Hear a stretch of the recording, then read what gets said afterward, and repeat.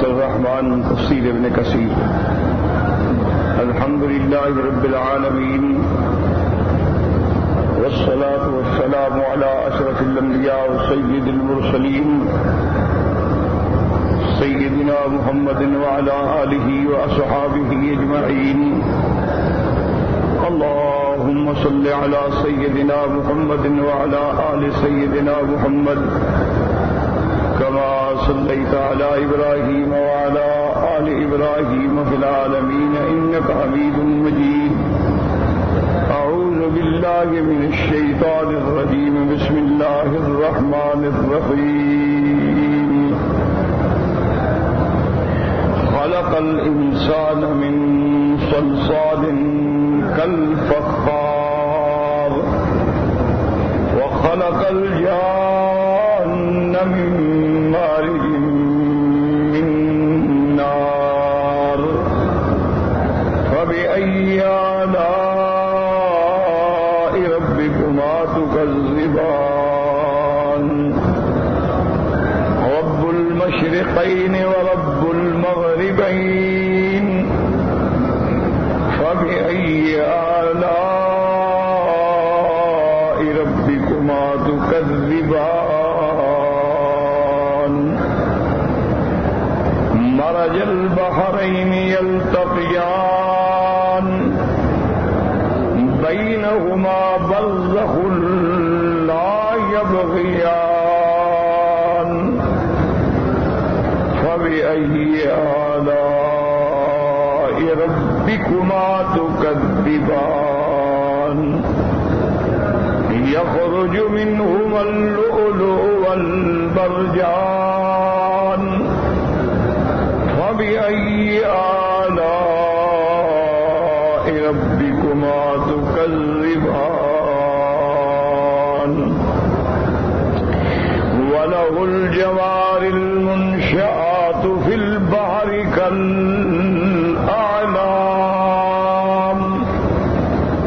فبأي آلاء ربكما تكذبان؟ اللہ تبارک و تعالی نے کلام مقدس کی ان آیات مبارکہ میں جو سورۃ الرحمن کی آیات ہیں اپنی نعمتوں کا ذکر فرمایا ہے۔ کل کے درس میں ہم نے پڑھا کہ اللہ نے انسان کو ایک کھنکھناتی ہوئی مٹی سے ٹھیکرے کی طرح پیدا کیا، اور اللہ نے جنوں کو خالص آگ کی شعلے سے پیدا کیا، اور اس پر الحمدللہ جو دلائل علماء نے فرمائے ہیں وہ بھی ذکر کر دیے کہ اللہ پاک نے ہر چیز کو مختلف جنس سے پیدا کر کے اپنی قدرت کا کمال ظاہر کیا ہے کہ میں چاہوں تو مٹی سے پیدا کر دوں، میں چاہوں تو ملائکہ کو نور سے پیدا کر دوں، میں چاہوں تو جنات کو آگ سے پیدا کر دوں، اور میں چاہوں تو بی بی حوا کو زندہ آدم سے پیدا کر دوں، اور میں چاہوں تو عیسیٰ علیہ السلام کو بغیر باپ کے بی بی مریم سے پیدا کر دوں۔ میں ہر چیز پہ قادر ہوں، ان اللہ علی کل شیء قدیر۔ اور کسی دشمن اسلام کو یہ کہنے کا موقع ہی نہ ملے کہ اگر ایک جنس ہوتی کہتے آنی پر اسی سے انسان بنتے ہوں گے، اسی سے چیزیں پیدا ہوتی ہوں گی، جیسے کہہ دیتے ہیں کہ ہر چیز مادہ سے پیدا ہوتی ہے، لیکن آج تک یہ نہیں بتا سکے کہ مادہ کیا چیز ہے۔ تو یہ بحث ہم نے پڑھ۔ اب اللہ نے ارشاد فرمایا رب المشرقین ورب المغربین، رب دو مشرقوں کا اور دو مغربوں کا۔ تو یہ دو مشرق اور دو مغرب سے کیا مراد؟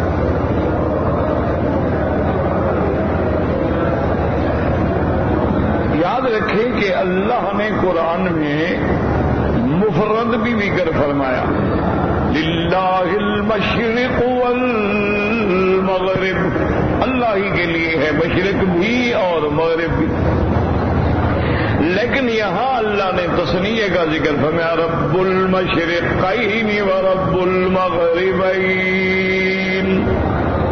کہ دو مشرق اور دو مغرب. اور اسی طرح قرآن پاک کی ایک آیت میں آتا ہے فلا اقسم برب المشارق. اللہ تبارک و تعالی نے قرآن مقدس میں ذکر فرمایا ہے فلا اقسم برب المشارق والمغارب.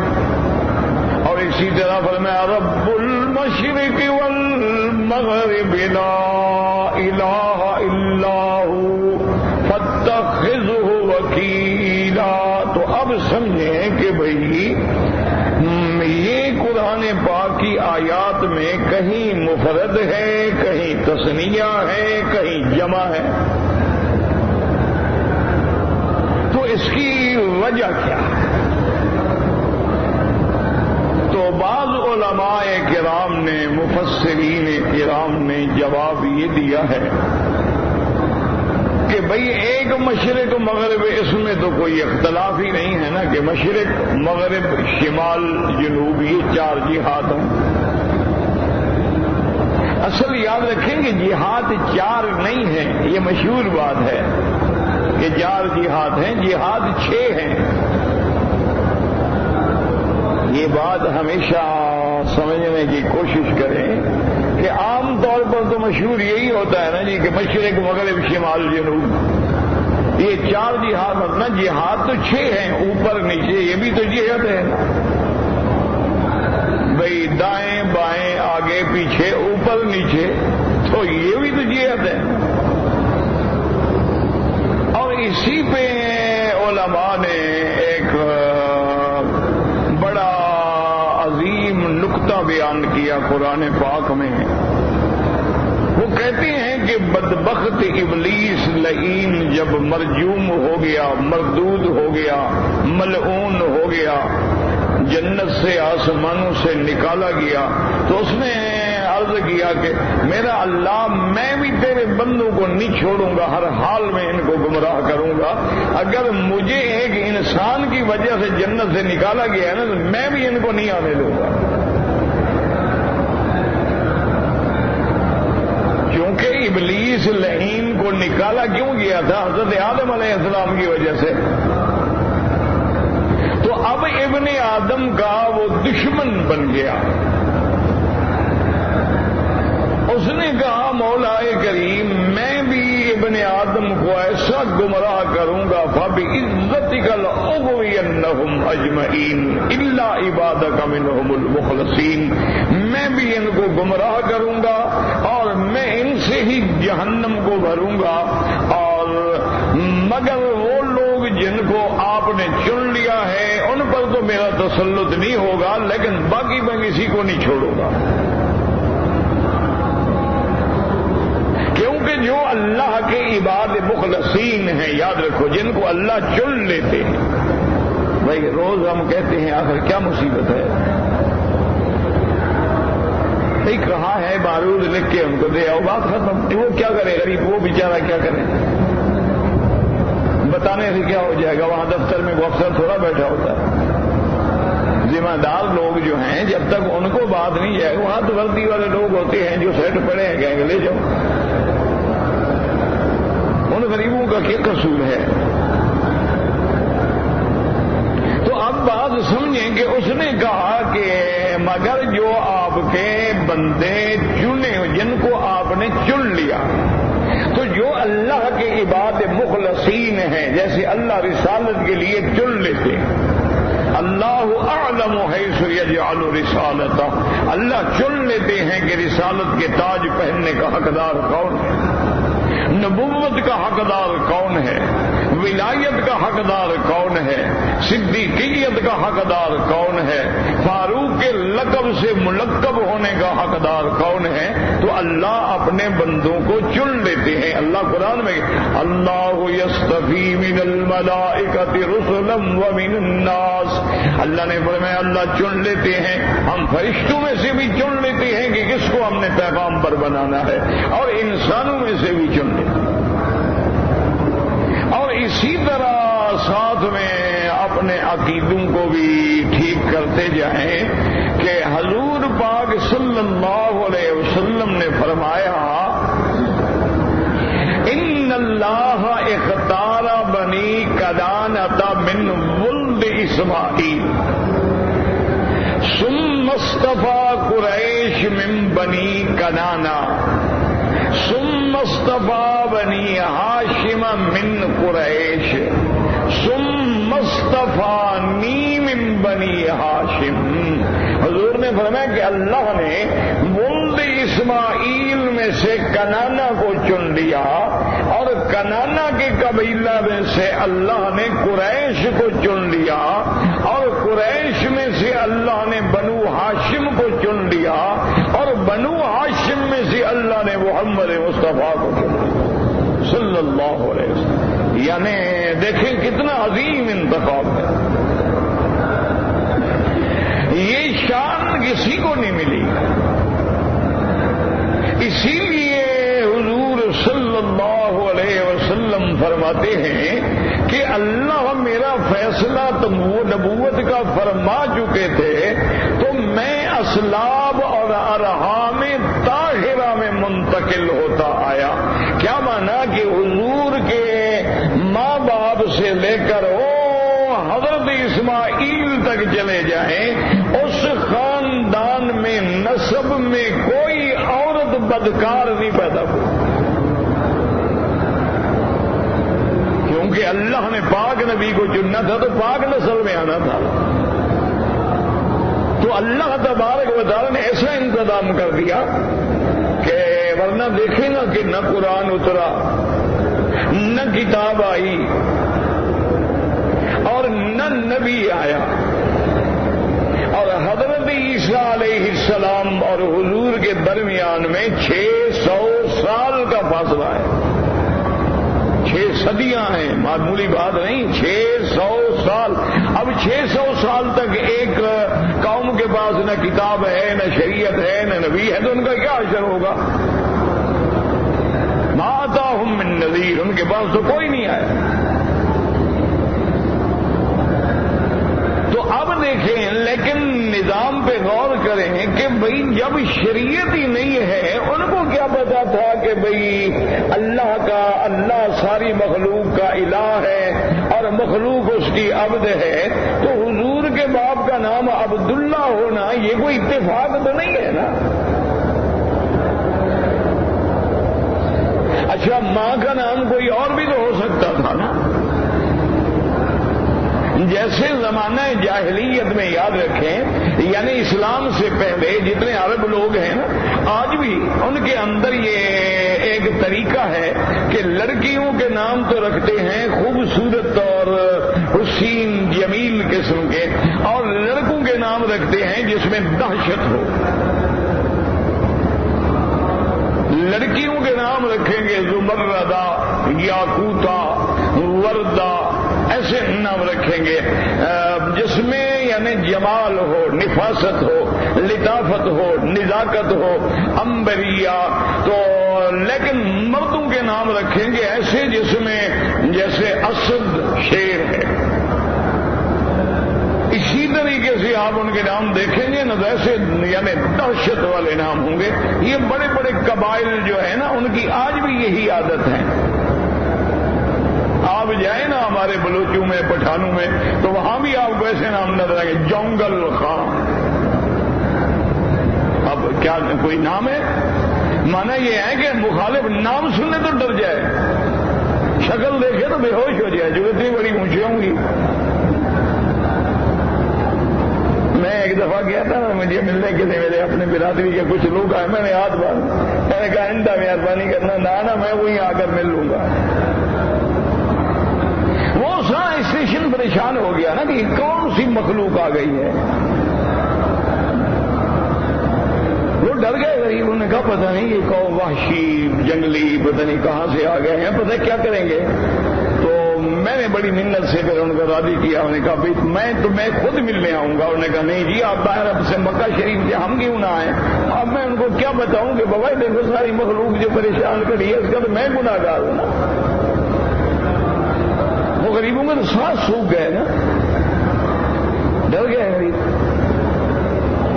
کہ پتہ نہیں یہ کون قوم ہے, کیا بلا ہے, کہاں سے آ گئے.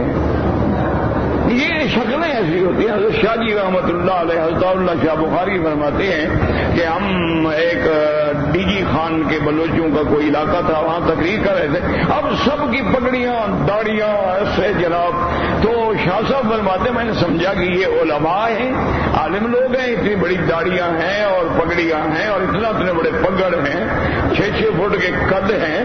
میں نے کہا میں نے سوچا بھی آج تو میں علماء میں پھنس گیا, تو آج کوئی عالمانہ تقریر کی جائے, عام تقریر نہ کروں تاکہ اہل علم سامنے بیٹھے ہیں. تو کہتے ہیں میں معراج بیان کر رہا تھا لیکن کوئی بندہ نہ حرکت پیدا ہو, نہ سبحان اللہ, نہ الحمدللہ, نہ نعرہ تکبیر, نہ اللہ اکبر. بخاری تقریر کر رہا ہو تو مجمع تو لوٹ پوٹ جاتا تھا. بخاری جب تقریر کرتا تھا مجمع کے تو کرنٹ لگ جاتے تھے. تو شاہ جی فرماتے ہیں میں بڑا سوچا کہ یار ان کو تو کوئی حرکت, اس کا مطلب ہے میں پتہ تو کروں. میں نے پوچھا کہ بھئی آپ لوگوں کو میری بات سمجھ آ رہی ہے. انہوں نے کہا کو نہیں سمجھ آ رہی. میں نے کہا اچھا یہ کو ہے. میں تو مصیبت میں آ گیا. یہ تو بیچارے جنگلی ہیں نا, ان کو نہیں بھی نہیں آتا, کہتے کو. تو شاہ جی نے فرمایا کہ پھر میں نے اپنا لہجہ بدل دیا. پھر میں نے وہ اپنی جو نستعلیق اور دھلی ہوئی اردو کی زبان بولتے تھے شاہ جی رحمت اللہ علیہ, کہ وہ شاہ جی تو پھر شاہ جی تھے نا, خطابت جن کے ہاتھ کی چھڑی تھی اور فصاحت و بلاغت جن کے ہاتھ کی گھڑی تھی, اور الفاظ ہاتھ باندھ کے کھڑے ہوتے تھے کہ شاہ جی کے زبان سے موتیوں کی طرح نکلتے تھے. شاہ جی فرماتے میں نے پھر یک دم اپنا لہجہ بدل دیا, یک دم اردو شردو چھوڑ دی اور کچھ پنجابی کچھ سرائکی ملا جلا کے پھر میں نے تقریر شروع کی. تو اب جناب انہوں نے سر مارنے شروع کی. اب سمجھ آئی نا بات. تو اس لیے ہمیشہ یاد رکھیں کہ یہ بھی تو کوئی قدرت کی طرف سے ہے نا کہ ماں کا نام آمنہ ہو, امن والی, کیونکہ امن کا پیغمبر جو پیدا ہو رہا ہے تو گود بھی تو امن کی ہو نا, وہ بطن مبارک بھی تو امن والا ہو نا. امن سے امن نکلتا ہے نا, فتنے سے تو امن نہیں نکلتا نا. یہی وجہ ہے نا میرے محترم, آج ہماری مائیں جو ہیں وہ فلمی ایکٹر تو پیدا کر رہی ہیں, کریکٹر تو پیدا کر رہی ہیں, ہاکی کے پلیئر تو پیدا کر رہی ہیں, کاؤ بوائے تو پیدا کر رہی ہیں, لیکن کوئی عبد القادر جیلانی تو پیدا نہیں ہوتا. وجہ آخر کیا ہے؟ کیوں ہمارے یعنی عورتوں کے ارحام جو ہیں وہ کیوں بانج ہو گئے ہیں کہ ان میں نہ اب کوئی بایزید بستامی پیدا ہوتا ہے, اب نہ ان میں کوئی جنید بغدادی پیدا ہوتا ہے, اب نہ ان میں کوئی شہاب الدین سہروردی پیدا ہوتا ہے, اب نہ ان میں کوئی علی حضرت ہجویری پیدا ہوتا ہے. وجہ کیا ہے؟ وجہ یہ ہے کہ جب اصل بدل گیا ہے, جب وہ سانچہ ہی بدل گیا ہے تو سانچے سے وہی نکلے گا نا جیسے سانچہ ہوگا. ایک بات کو سمجھو, دیکھو نا اس کی ڈائی بناتے ہیں کارخانے والے جو ہے ڈائی بناتے ہیں, اس میں مسالہ بھرتے ہیں. تو اب مسالہ بنا انہیں چھوٹی پیالی کی چھوٹی پیالی نکلے گی نا, اگر بڑے مگ کا ہوگا تو بڑا مگ نکلے گا, گلاس کا ہوگا تو گلاس نکلے گا. تو جب ہمارے نطفے بھی بگڑ گئے, اسلاب بھی بگڑ گئے, ارحام بھی بگڑ گئے, میاں بیوی کے ملنے کے طریقے اسلامی کے بجائے شیطانی ہو گئے, تو اولاد تو پھر شیطان ہوگی نا.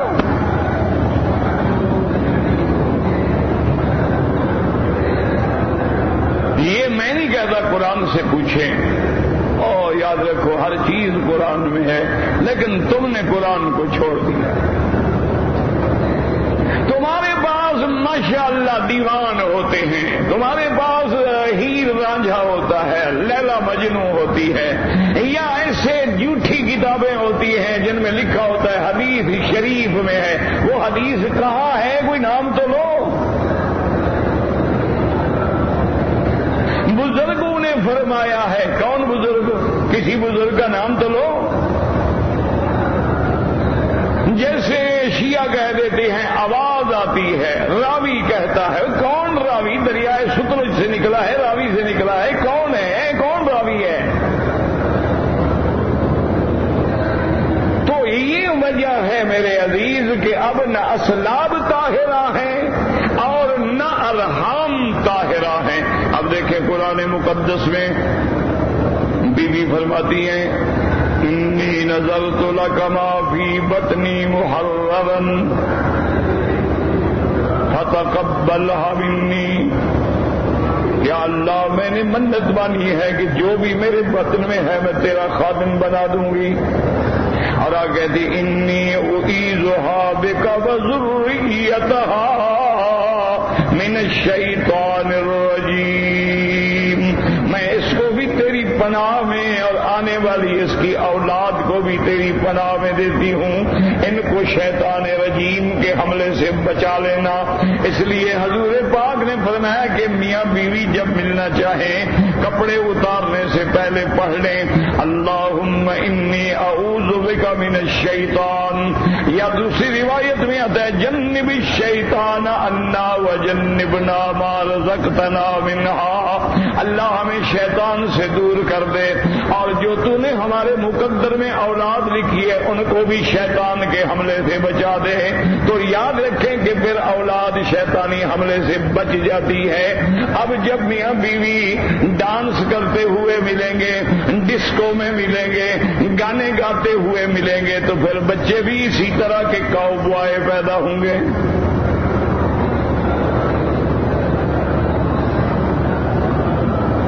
اس لیے دیکھیں کہ عالمی امن کا علمبردار پیدا ہونے والا ہے محمد مصطفیٰ۔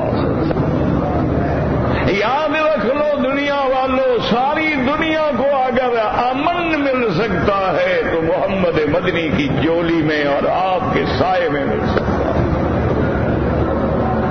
دنیا کا کوئی قانون تمہیں امن نہیں دے سکتا۔ امن اگر ملے گا ایمان میں ملے گا، سلامتی ملے گی اسلام میں ملے گی، اور رحمت ملے گی تو رحمت للعالمین پر ایمان لانے سے ملے گی۔ یہ ہمیشہ یاد رکھ لیں۔ اللہ تبارک و تعالی،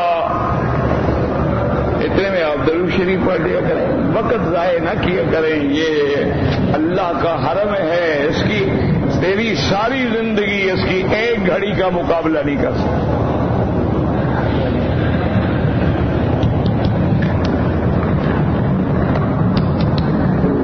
اچھا چھوڑے، اس سے تو وہی پہلے اچھا یہ تو ویسے ہی بند ہے ماشاءاللہ۔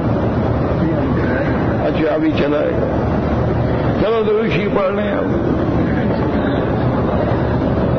لا حول ولا قوة إلا بالله العلي العظيم اللهم لك الحمد وإليك المشتكى ولا حول ولا قوة إلا بالله العلي العظيم۔ تو یاد رکھیں کہ اللہ نے تو اب ابلیس بدبخت نے کیا کہا کہ الا عبادک، میرا مولا میں تیرے بندوں کو نہیں چھوڑوں گا، میں جہنم بھر دوں گا ان کو گمراہ کر کے۔ اچھا پھر اس نے کیا کہا جو بات میں بتانا چاہتا تھا وہ رہ نہ جائے، کہنے لگا ثم لآتینہم من بین ایدیہم ومن خلفہم وعن ایمانہم وعن شمائلہم ولا تجد اکثرہم شاکرین۔ میرا اللہ میں تیرے بندوں کو آگے سے بھی گمراہ کروں گا، پیچھے سے بھی گمراہ کروں گا، دائیں سے بھی گمراہ کروں گا، بائیں سے بھی گمراہ کروں گا، پھر آپ ان کو اپنا ایمان والا شکر والا نہیں پائیں گے، یہ کافر ہوں گے، یہ منکر ہوں گے، یہ تیری توحید کے نہ ماننے والے ہوں گے۔ اگر یہ ظاہراً ایمان بھی لے آئیں گے میرا مولا، میں تیرے مقابلے پہ اگر یہ لاکھ کلمہ پڑھتا رہے، میں تیرے سجدے کے ساتھ ان سے قبروں پہ بھی سجدے کروا دوں گا۔ میں تیرے حج کی بکری جیسے مکے میں آنا ضروری ہے، میں ان سے پیر کی قبر پہ بکریاں لے جاؤں گا تاکہ تیری ہر چیز میں شرک آ جائے، قربانی میں بھی شرک، طواف میں بھی شرک، اور نظر نیاز میں بھی شرک، اٹے گھٹے چڑھانے میں بھی شرک۔ اگر تیرے کعبے پہ غلاف ڈالا گیا میں قبروں میں غلاف ڈلواؤں گا، میں ہر جگہ مقابلہ کروں گا۔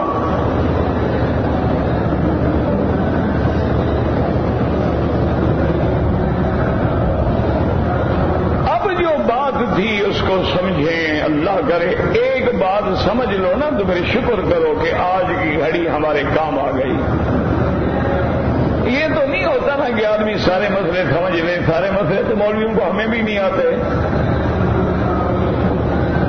سارے مسئلے کس کو آتے ہیں؟ لیکن روزانہ اگر ایک مسئلہ یا ایک بات بھی یاد کر لیا کرو تو چلو 10 دن 15 دن میں 10-15 باتیں تو دماغ میں بیٹھ جائیں گی نا۔ اب اس نے بھی 4 جانب کا نام لیا ہے، دائیں بائیں آگے پیچھے، لیکن 2 وہ بھی چھوڑ بیٹھا اوپر۔ تو علماء نے کہا اس کی وجہ یہ ہے کہ اس بدبخت کو یہ آیا ہی نہیں، اللہ نے کہنے نہیں دیا نیچے سے، کیونکہ جب نیچے سے کسی کو تباہ کیا جائے تو بڑے سے بڑا آدمی تباہ ہو جاتا ہے۔ آپ دیکھیں نا، جا رہے ہیں اور نیچے گڑا ہے تو تمہاری طاقت کس کام آئے گی؟ گیا گڑے میں۔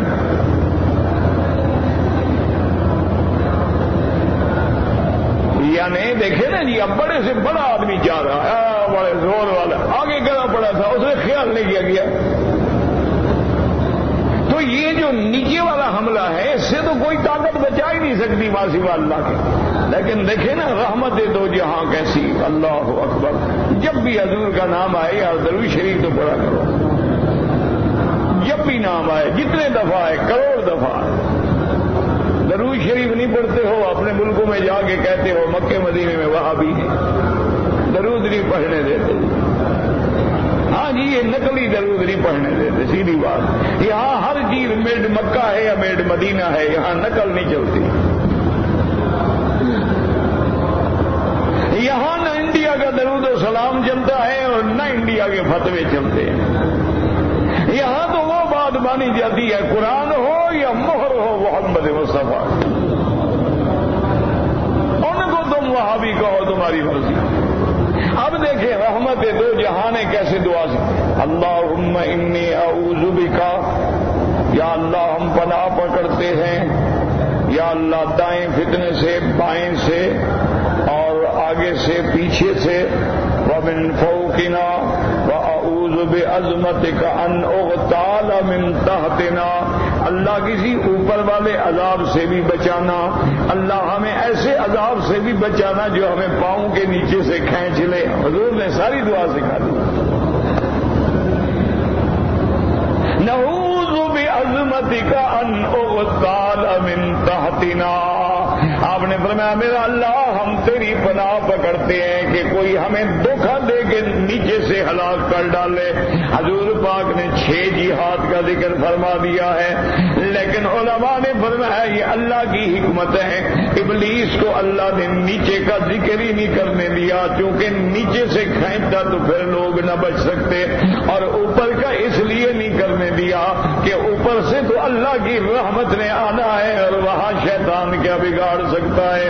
اس لیے خدا نے فرمایا کہ میرے اگر ابلیس تو نے میرے بندوں کو گمراہ کیا، فبعزتی وجلالی، مجھے بھی اپنی عزت و جلال کی قسم ہے میرے بندے جب بھی توبہ کریں گے میں بھی گناہ معاف کر دوں گا۔ ایک دفعہ توبہ کر لیں، استغفر اللہ الذی لا الہ الا هو الحی القیوم واتوب الیہ، بس یہ دل سے توبہ کر لو، یہ رحمت کے دریا پہ آئے بیٹھے ہو، بس یہاں تو میرا عزیز جھولی پھیلانے کی دیر ہے، بھرنے والے دروازے تو بالکل رحمت کے برس رہے ہیں۔ اگر ہمیں ہی جھولی پھیلانا نہ آئے، مانگنا نہ آئے، تو پھر اللہ کی رحمت میں تو کمی نہیں ہے نا۔ تم مانگنے والے تو بنو، تم ایمان و ایقان کی دولت تو پیدا کرو، تم اپنے عقیدوں کو تو صحیح بناؤ، تم اپنی نمازوں کو تو صحیح بناؤ کہ جو نماز میں مانگتے ہو ایاک نعبد و ایاک نستعین، اللہ فرماتے ہیں نماز میں میرے ساتھ وعدہ کرتے ہو، مانگتے غیروں سے ہو۔ یہ تو پھر منافق کا کام ہوتا۔ تو اب سمجھیں جناب کہ یہ مشرقین کیوں آیا ہے، رب المشرقین و رب المغربین۔ بعض علماء نے اس کا یہ جواب دیا ہے کہ یاد رکھو کہ مشرق مغرب چونکہ موسم دو ہوتے ہیں،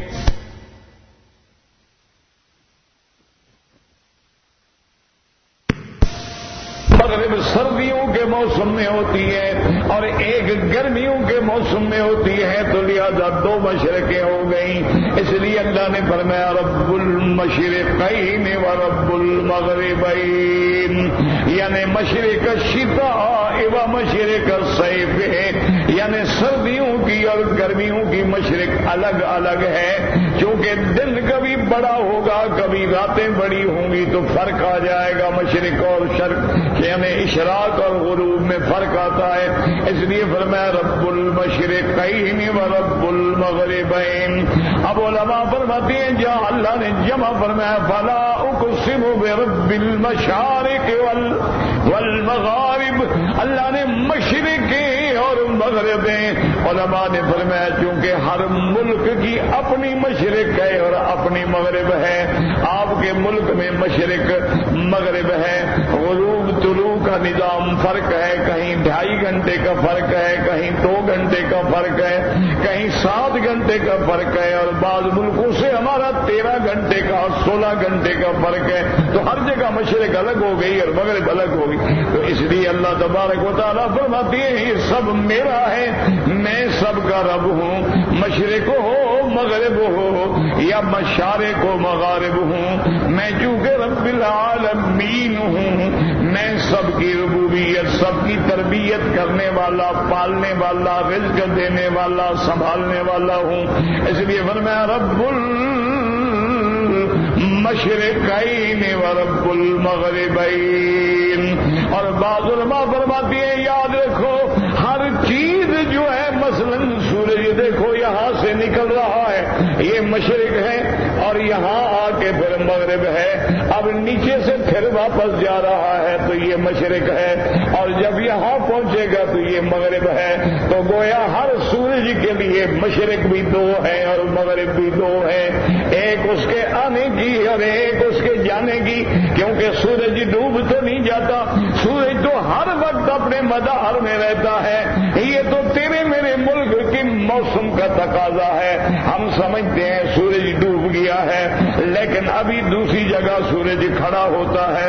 آپ جیسے دیکھیں رمضان المبارک میں جو لوگ ہندوستان سے یا بنگلہ دیش سے یا پاکستان سے روزہ رکھ کے بیٹھے ہوتے ہیں، اب حالانکہ ان کے ایئرپورٹ کے قریب تو افطار کا ٹائم ہو جاتا ہے، لیکن جو جہاز اوپر جاتا ہے تو سامنے سورج نظر آ رہا ہے کہ ابھی نہیں ڈوبا ہے۔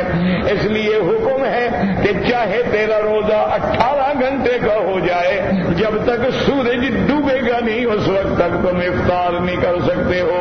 یہ جاہل کہہ دیتے ہیں کہ جی ہمارے ملک کے مطابق افطار کا ٹائم ہو گیا ہے، وہ بے وقوف، سورج سامنے کھڑا ہے، ملک کے مطابق افطار کا ٹائم ہو گیا، تو ملک کے مطابق تم مغرب بھی پڑھ لو، ملک کے مطابق عشاء بھی پڑھ لو، یہ کیا بات ہے؟ جہاں ہوں گے وہی کا حکم ہوگا۔ اس لیے اللہ فرماتے ہیں رب المشرقین و رب المغربین۔ اور بعض علماء نے فرمایا کہ دیکھو سورج اور چاند جو ہیں اللہ نے ان کو مقابل پہ رکھا ہے، اور چاند سورج سے روشن روشنی دیتا ہے، یعنی چاند سورج کا محتاج ہے اور سورج اللہ سے روشنی دیتا ہے۔ اب وہ کہتے ہیں یہ تقابل ایسے ہے، مثلا دیکھیں کہ یہ سورج چل رہا ہے تو چاند نیچے سے یوں چل رہا ہے، اور جب یہاں سورج پہنچے گا تو چاند یہاں پہنچ جائے گا، تو اب دونوں کی مشرق اور مغرب جو ہے وہ دو ہو جائیں گی۔ اس لیے اللہ فرماتے ہیں رب المشرقین و رب المغربین۔ اس لیے اللہ فرماتے ہیں والقمر قدرناہ منازل حتی عاد کالعرجون القدیم للشمس ينبغي لها ان تدرك القمر ولا الليل سابق النهار وكل في فلك يسبحون۔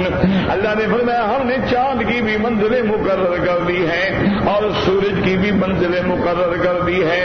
یہ نہیں ہو سکتا کہ سورج جا کے چاند کو پکڑ لے، کیوں اگر یہ مل جائیں گے تو پھر قیامت قائم ہو جائے گی۔ اللہ فرماتے ہیں فَإِذَا بَرِقَ الْبَصَرُ وَخَسَفَ الْقَمَرُ وَجُمِعَ الشَّمْسُ وَالْقَمَرُ، جب سورج اور چاند کو ملا دیا جائے گا اور اللہ اس کو جہنم میں ڈال دیں گے، یقول الانسان یومئذ این المفر، اب بندہ کہے گا کدھر جاؤں، کدھر بھاگوں، کدھر دوڑوں؟ تو اس لیے سنیے اللہ نے فرمایا رب المشرقین و رب المغربین فبأي آلاء ربكما تكذبان ولا بشيء من نعم ربنا نكذب۔ آپ اپنی زبان میں کہہ دیا کریں یا اللہ ہم تیری کسی نعمت کو نہیں جھٹلاتے، ہم تیری کسی نعمت کی تکذیب نہیں کرتے، ہم تیری کسی نعمت کا انکار نہیں کرتے ہیں۔ اب اس کے بعد اللہ تبارک و تعالیٰ نے پھر اور نعمتوں کا ذکر فرمایا مرج البحرین یلتقیان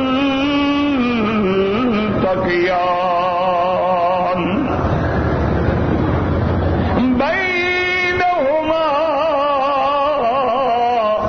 برزخ لا یبغیان فبأي آلاء ربكما تكذبان۔ اب یاد رکھیں مرج البحرین، اللہ فرماتے ہیں دیکھو کیسے میں نے دو دریاؤں کو ملایا، مرج البحرین یلتقیان بینہما برزخ، برزخ مانا حاجز، برزخ مانا دیوار، برزخ مانا فاصلہ۔ اللہ فرماتی ہے میں نے دو دریاؤں کے درمیان میں حاجز رکھ دیا ہے، لا یبغیان، اب یہ تجاوز نہیں کر سکتے، یہ میری اس حد بندی کو توڑ نہیں سکتے ہیں۔ لیکن یاد رکھو مسلمانوں، اللہ نے پہلے سورج چاند کا نام لیا ہے، آپ پڑھ چکے ہیں اسی قرآن کی آیت میں الشمس والقمر بحسبان، پھر اللہ نے درختوں کا اور نباتات کا والنجم والشجر یسجدان، اس کے بعد فرمایا والسماء رفعها، آسمان کا ذکر فرمایا، پھر اللہ نے عدل کا ترازو کا ذکر فرمایا، ان ساری چیزوں کے بعد پھر اللہ نے انسان کا ذکر فرمایا، پھر اللہ نے جنوں کا ذکر فرمایا، پھر اللہ تبارک و تعالیٰ نے مشرق و مغرب کا ذکر فرمایا۔ اب اس کے بعد اللہ دو دریاؤں کا ذکر فرماتے ہیں۔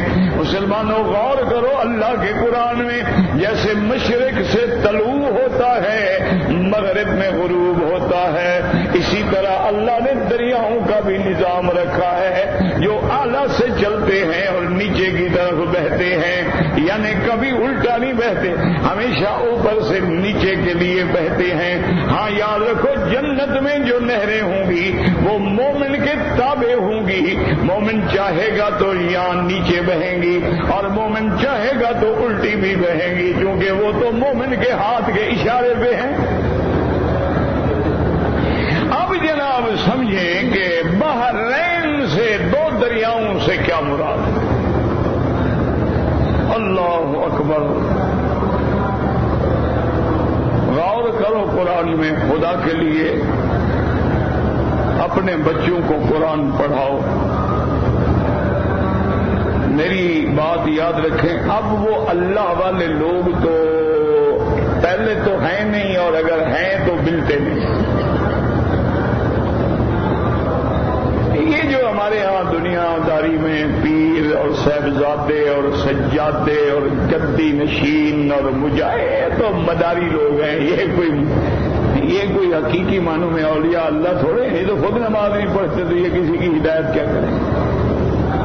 جو خود داڑیاں مڈواتے ہیں، شرابیں پیتے ہیں، یہ لوگوں کی ہدایت کا کیا ذریعہ؟ جو اہل اللہ ہیں یاد رکھو، اب ان کی صحبت تو میرا بھائی مشکل ہو گئی ہے.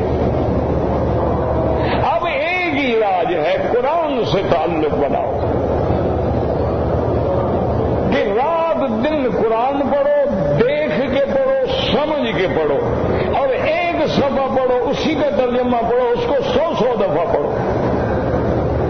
بس قرآن سے دل لگا لو اور حضور پر درود شریف پڑھنے کی کثرت کرو، استغفار کی کثرت کرو، اور اللہ کی تسبیح سبحان اللہ و بحمدہ سبحان اللہ العظیم اس کی کثرت کرو. بس انشاءاللہ اسی سے گاڑی چل پڑے گی، اسی سے وہ اصلاح کا جو ماحول ہے وہ بن جائے گا. ورنہ پہلے تو ہوتا تھا نا، بھی آدمی اللہ والوں کی صحبت میں چلا گیا، انہوں نے تربیت کی، نگرانی کی، حفاظت کی، سکھایا، پڑھایا. اب وہ باتیں تو ہے نہیں نا میرا بھائی. اب تو زاغوں کے تصرف میں، عقابوں کے نشے میں،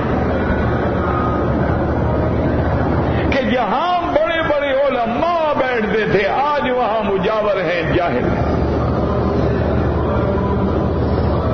جہاں بڑے بڑے فقہاء پیدا ہوئے آج ان کے مدرسوں میں الا قلیل ایسے لوگ بیٹھے ہیں جو اللہ معاف فرمائے حدیث کا لفظ بھی صحیح نہیں پڑھ سکتے، تو لوگوں کو پڑھائیں گے کیا؟ یہ ہماری بدقسمتی ہے، ہمارے گناہ ہیں. اور قیامت بھی تو آنی ہے نا. اگر لوگ اچھے رہیں گے قیامت کیسے آئے گی؟ قیامت تو قائم ہی برے لوگوں پہ ہوگی نا، علی شرار الخلق، کہ جب سب لوگ برے ہو جائیں گے اور کوئی بھی اللہ اللہ کرنے والا نہیں ہوگا، پھر قیامت آئے گی نا. تو اب جناب قرآن میں سمجھیں کہ مشرقین مغربین، ٹھیک ہے، دو چیزیں ہیں، مشرق اور مغرب، یہ کبھی ملتے ہیں آپس میں؟ قرآن کو سمجھو بابا. اگر مشرق اور مغرب کبھی ملتے ہیں، ایک مشرق میں ایک مغرب میں، کیسے ملے گا؟ اللہ نے فرمایا یہ میری قدرت ہے، میں دو چیزوں کو دور کر کے نہ ملنے دوں، یا قریب کر دوں لیکن پھر بھی نہ ملنے دوں. نہیں سمجھا؟ نہیں، تھوڑا غور کرو گے تو پھر بات سمجھ آئے گی.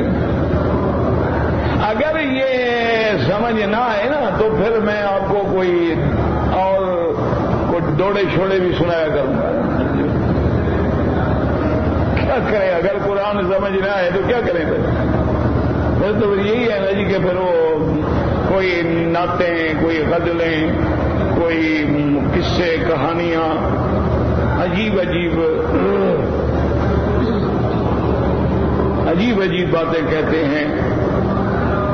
بلندی پہ میرا نصیب آ رہا ہے اور مدینہ قریب آ رہا ہے، فرشتے جا کے خبر دے دو. تم بڑے اتنے مقام کے آدمی ہو، تیری جا کے خبر دیں فرشتے؟ کوئی شرم کرو.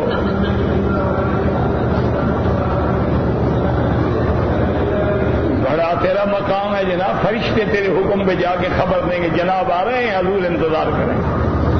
اور شرم کرو. ایمان بھی بچے گا یا نہیں بچے گا؟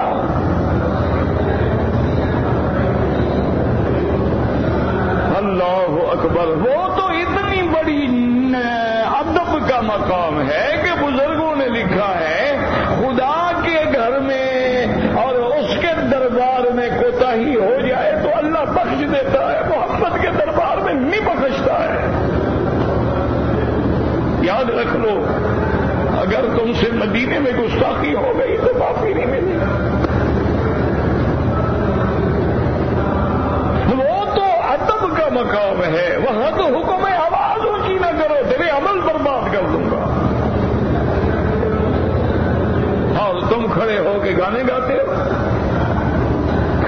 کہ حضور کے نام پہ دھوکے دیتے ہو لوگوں کو، نعتیں گاتے ہو اور ساتھ میں باجے بجاتے ہو، کہ شرم کرو، خدا سے ڈرو، ایسا نہ ہو کہ اسی کی وجہ سے تمہیں جہنم جانا پڑے۔ وہ تو مقام ایسا ہے کہ درود بھی زور سے نہ پڑھو۔ ہاں وہ تو ادب کا مقام ہے نا، جن کو تم وہابی کہتے ہو نا، ان علماء نے لکھا ہے جب صلاۃ و سلام پڑھنے کے لیے جاؤ تو پاؤں آرام آرام سے رکھو، دھپ دھپ کر کے نہ چلو کہیں ذرا عمل برباد نہ ہو جائے۔ تواضع اور خوش۔ حضرت ابو ہریرہ حضور کی حدیث پڑھا رہے ہیں، بی بی عائشہ نے بھیجا، اپنی خادمہ کو بھیجا، ابو ہریرہ سے کہو کیا کر رہے ہو، زور زور سے چیخ کے حدیث پڑھا رہے ہو، لا تو دے رسول اللہ، خبردار آئندہ آواز اونچی نہ کرنا۔ بی بی عائشہ نبی کی حدیث زور سے نہیں پڑھنے دیتی، یہ کھڑے ہیں گا رہے ہیں جی صلاۃ و سلام پڑھ رہے ہیں۔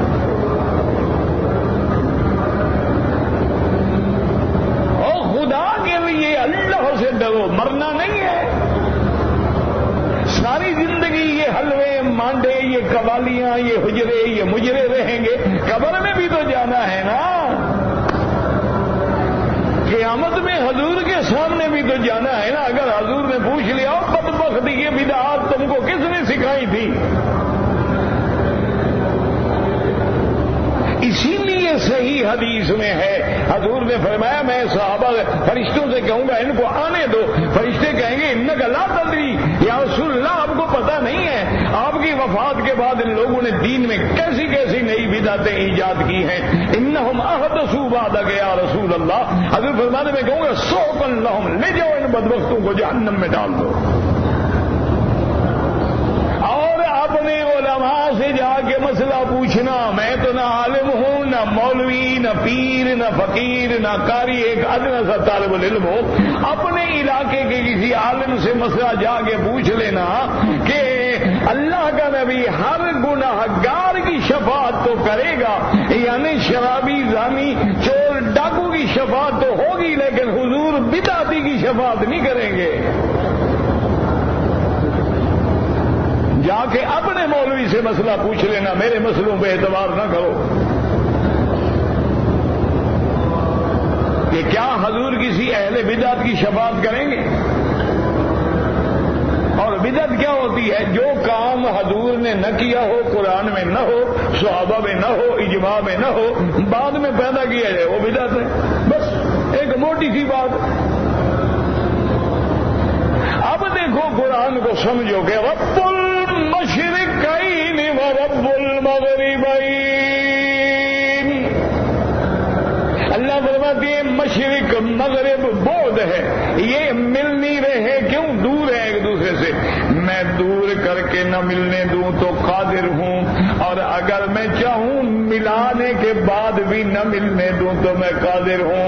دیکھو دو دریا ہیں، میٹھا ہے کڑوا ہے، اکٹھے چل رہے ہیں، لیکن میں ملنے نہیں دیتا۔ ورنہ پانی کا تو کام ہے نا کہ پانی تو بہہ کے مل جائے گا نا، پانی آپ بہائیں تو پانی تو بہہ کے ملے گا، سیال مادہ ہے، یہ کیسے ہو سکتا ہے؟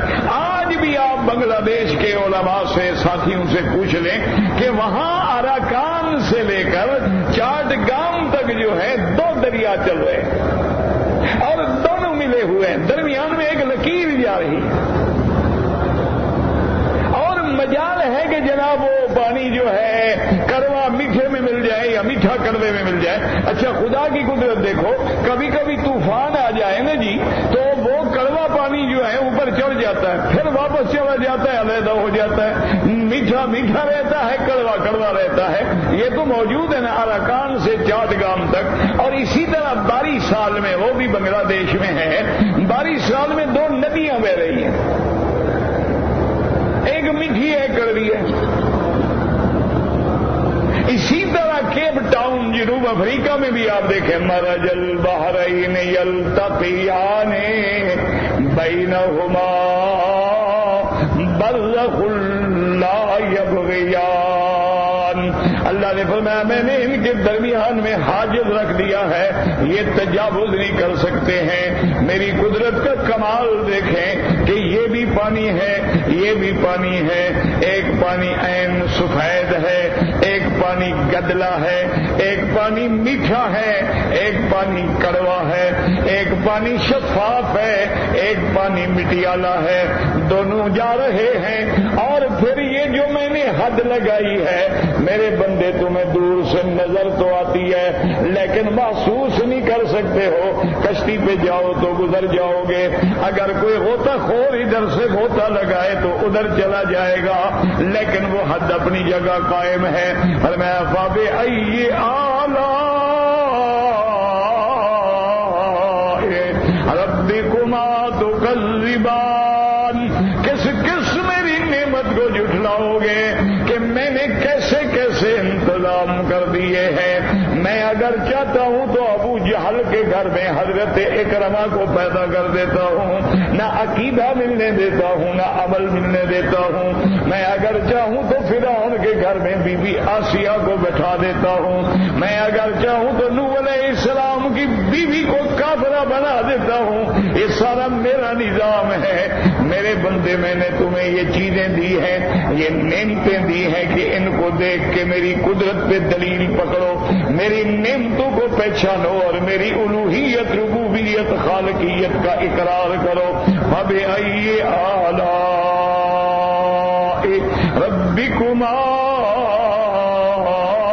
تُكَذِّبَانِ وَلَا بِشَيْءٍ مِّن نِّعَمِ رَبِّنَا نُكَذِّبُ لَكَ الْحَمْدُ۔ اللہ ہمیں شکر کی توفیق عطا فرمائے اور نہ شکری سے بچائے۔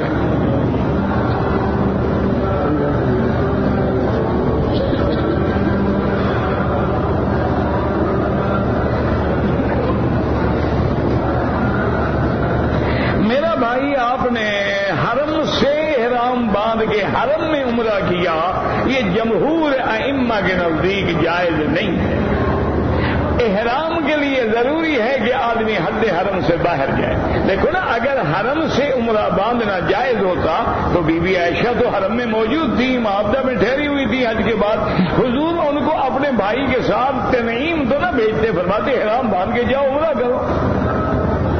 تو لازم ہے کہ احرام باندھنا ہے عمرے کا تو لازم ہل میں جانا ہوگا، چاہے مسجد عائشہ جاؤ، جیرانہ جاؤ، عرفات جاؤ، جدے جاؤ، لیکن حرم سے حرم میں عمرہ نہیں ہوتا۔ ہاں، جب تم نے انشاءاللہ حج کرنا ہے، حج کا احرام حرم سے باندھیں گے، پھر ہل عرفات میں جائیں گے۔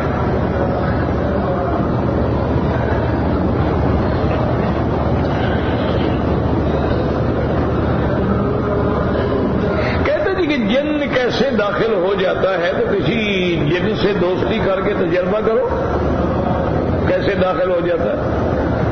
حضور نے فرمایا جیسے خون گردش کرتا ہے ایسے شیطان گردش کرتا ہے، تو شیطان ہی تو جن ہوتا ہے۔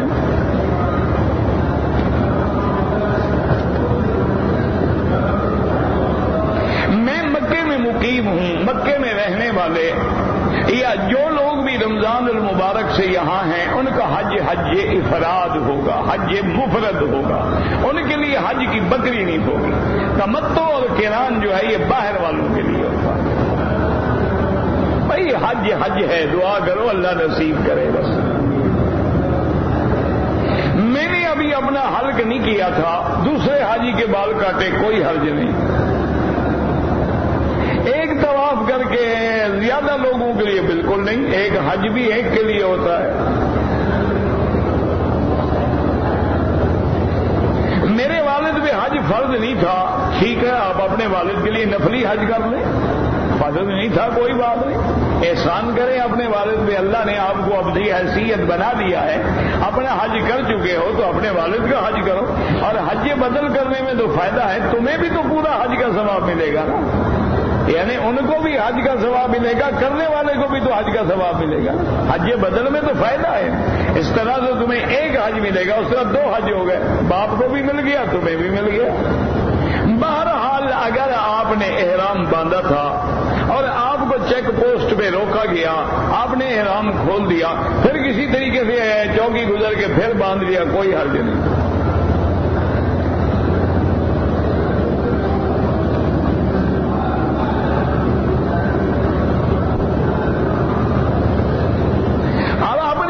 کے لیے بالکل حج بدل کر سکتے ہیں، بلکہ کرو، جب اپنا کر چکے ہو تو اب اپنے ماں باپ کا حج کرو. اور والدہ کا سب سے زیادہ حق ہے، والدہ کا حق جو ہے وہ والد سے بھی زیادہ ہے.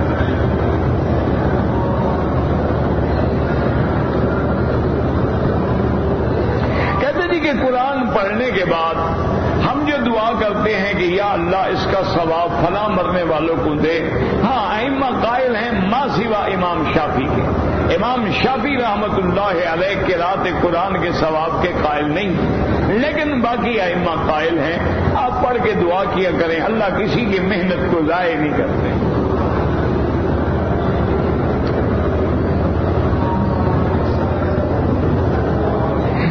کہ میں مکے میں رہتا ہوں، لیکن میں نے ابھی مکے سے جدہ جانا ہے اور ایک دن کے بعد میں اپنے ملک جا رہا ہوں. نماز قصر ہے، آپ مسافر ہو گئے، مکے سے نکلے مسافر ہو گئے.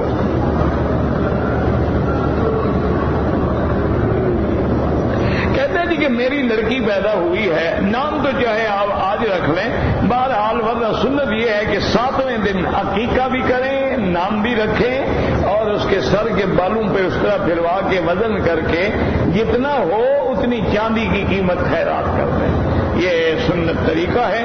لڑکی ہو تو 1 بکرا اور لڑکا ہو تو 2 بکرے یا 2 دمبے یا 1 دمبا، جو بھی چیز ہو پکا کے لوگوں کو کھلائیں جائز ہے، کچا تقسیم کر دیں جائز ہے. اور لیکن آج کل قانون کا تقاضا یہ ہوتا ہے کہ نام فوراً لکھنا پڑتا ہے، تو نام رکھ لو.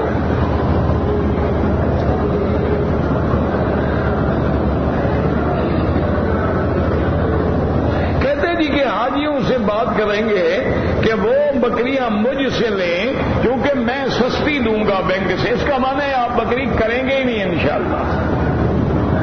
جو بینک والے دیکھو نا جی 5 لاکھ 2 لاکھ بکرا لے کے آتے ہیں، ان کو مہنگا ملتا ہے، تجھے سستا ملتا ہے. وجہ کیا؟ یہ سارے جھوٹ بولتے ہیں. کسی پہ اعتبار نہ کرنا، کسی کو پیسے نہ دینا، اللہ ان کو کہنا کہ پیسے ہم نہیں دیتے ہیں، یہ ہم سے 50 ریال پیشگی لے لو، ہمارے سامنے بکری کرو، پیسے لے لو. جب تک اپنے سامنے ذبح نہ کراؤ کبھی اعتبار نہ کرنا. یہ سارا سال تسمیاں پڑھتے رہتے ہیں اور یہاں 200-400 بکریاں بک کر لیں گے ماشاءاللہ، 300 200 250. کیوں کرنی جو نہیں، پھر چاہے 200 بھی دے دیں، انہیں کو کرنی ہے. 5-10 بکریاں ذبح کر کے باقی کے لیے دعا کر دیں گے. بالکل اعتبار نہ کرنا.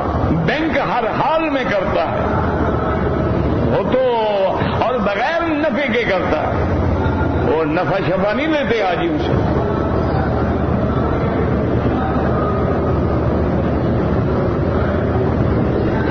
میری بیوی عمرہ کر گئی شوال میں، ملک سے باہر چلی گئی ہے. اب وہ حج کرنے کے لیے آ رہی ہے تو اس کی مرضی ہے، تمتع کرے، قران کرے، افراد کرے. وہ تو اب اپنے ملک سے آ رہی ہے نا. ہاں آپ اپنی والدہ کے لیے حج کریں، عمرہ کریں، بالکل جائز ہے، لیکن پہلے اپنا کر چکے ہوں. مدینہ منورہ ہم کل انشاءاللہ روانہ ہوں گے. نماز قصر پڑھیں گے، آپ مسافر ہیں، سیدھی سی بات ہے.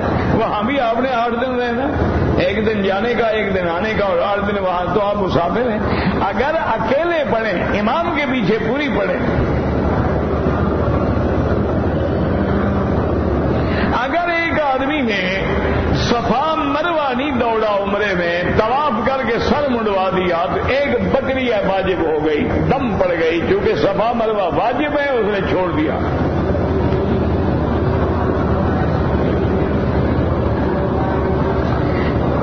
جو لوگ مر گئے ہیں ان کے لیے عمرہ کرا، ٹھیک ہے، نیت کریں، اللہ ان کو اجر دیں گے، اللہ ان کو ثواب دیں گے، اور اللہ تمہیں بھی اجر عطا فرمائیں گے. ربنا تقبل منا انك انت السميع العليم وتب علينا انك انت التواب الرحيم. یا حي یا قیوم یا رحمان یا رحیم یا ذو الجلال والاکرام یا ذو الجلال والاکرام یا ذو الجلال والاکرام. اللهم لك الحمد واليك المشتكى وانت المستعان ولا حول ولا قوة الا بالله العلي العظيم. اللهم ارجو رحمتك فلا تكلنا الى انفسنا طرفة عين. اصلح لنا شأننا كلها.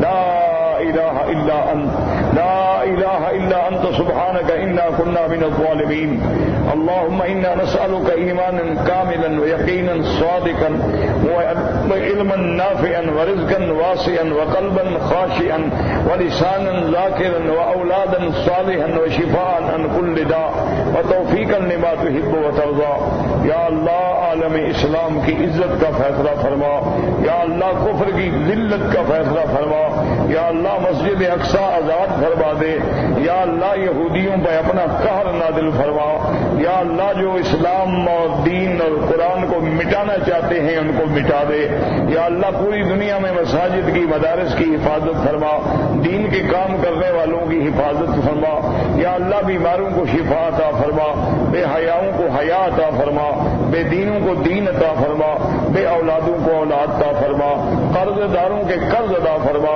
یا اللہ جن کا رزق تنگ ہے ان کے رزق میں برکتیں عطا فرما، یا اللہ ہماری ظاہری باطنی روحانی جسمانی نفسانی بیماریاں پریشانیاں اپنے رحمت سے دور فرما، یا الہ العالمین یا ارحم الراحمین۔ مسلمان فلسطین میں ہیں، کشمیر میں ہیں، پاکستان میں ہیں، ہندوستان میں ہیں، یا اللہ عرب میں ہیں، عجم میں ہیں، ان کی جان مال آبرو عزت کی حفاظت فرما، یا اللہ پاکستان سے عذاب رفع فرما، یا اللہ عذاب رفع فرما، یا اللہ زلازل رفع فرما، یا اللہ جو لوگ سیلاب کی تباہ کاریوں میں بیچارے مبتلا ان کی نصرت فرما، ان کی مدد فرما، ان کی اعانت فرما، یا